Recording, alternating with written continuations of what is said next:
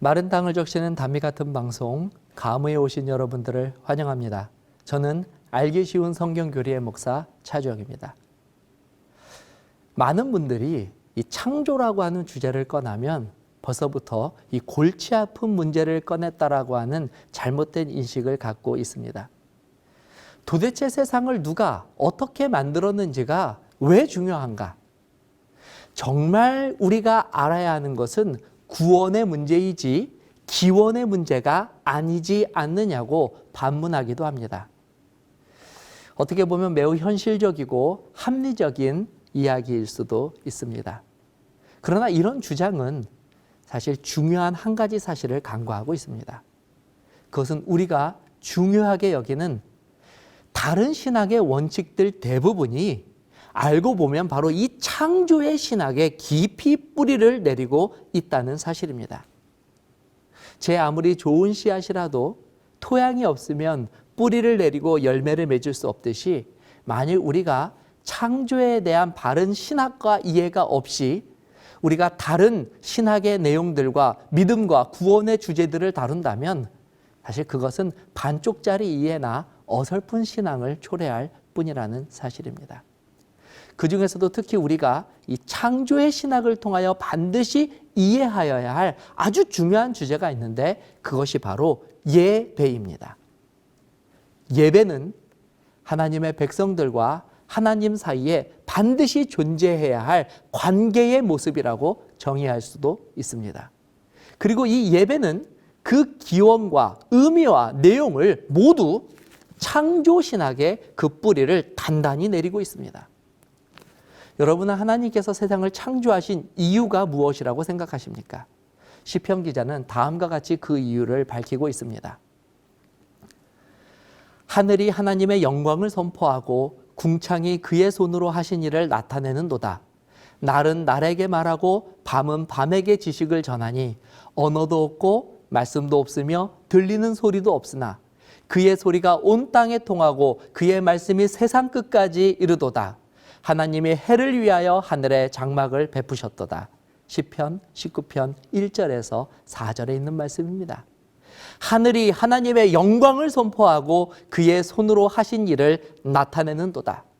시편 기자가 노래하였듯이 하나님께서는 자신이 만드신 피조물들을 통하여 자신의 영광을 드러낼 목적을 가지고 계십니다.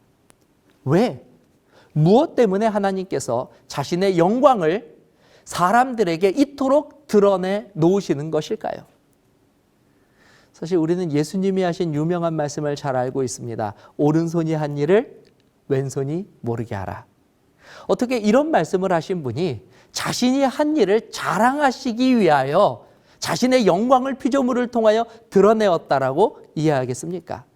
하나님은 결코 자신을 자랑하기 위하여 자신의 영광을 드러내신 것은 아닙니다. 그럼에도 불구하고 하나님께서 자신의 영광을 피조물들을 통하여 나타내는 일을 쉬지 않으시는 이유는 바로 사람들로 하여금 그들의 마음과 육신을 하나님께로 이끌어 하나님만을 온전히 경배하게 하시기 위함인 것입니다.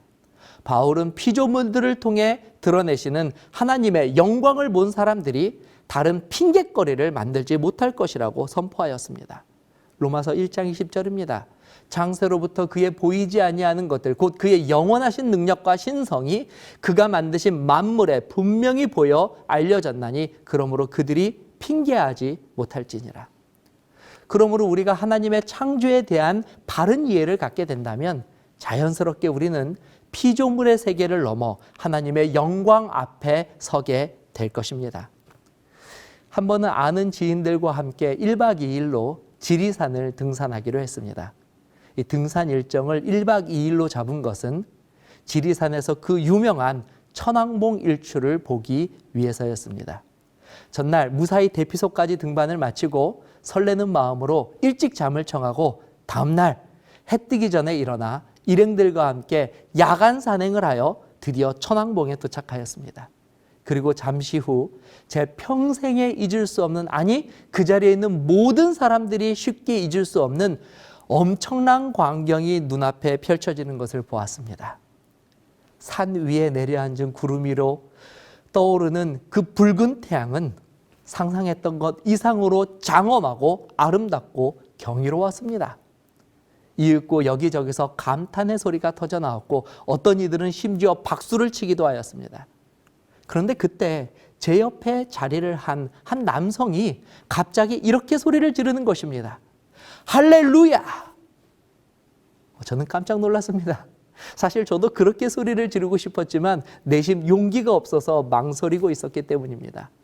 그런데 그 다음의 대화가 저를 더욱 놀라게 했습니다. 아니, 이 양반이 당신은 교회도 안 다니는 사람이 무슨 할렐루야를 외치고 있어요. 그렇습니다.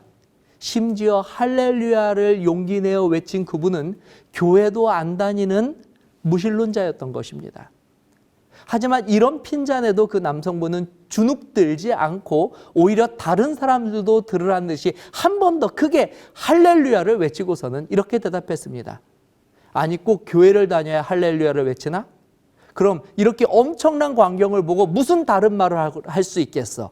그래, 야호라고 할까? 너무나 순간적인 상황이었지만 제게는 평생 잊을 수 없는 대화였습니다.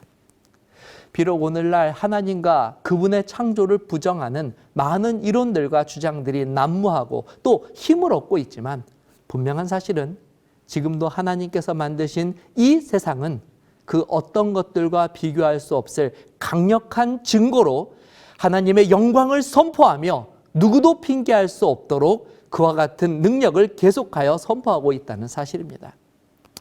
요한은 계시록을 통하여 예수님의 재림이 임박한 시대를 살아가는 자들에게 세 가지 다급한 기별을 주었습니다. 그 중에서 가장 첫 번째 등장하는 기별이 계시록 14장 7절에 기록되어 있습니다.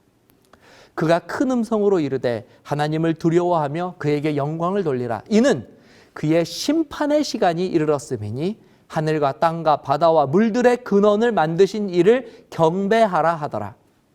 이 첫째 기별의 핵심은 하나님을 경배하는 것입니다.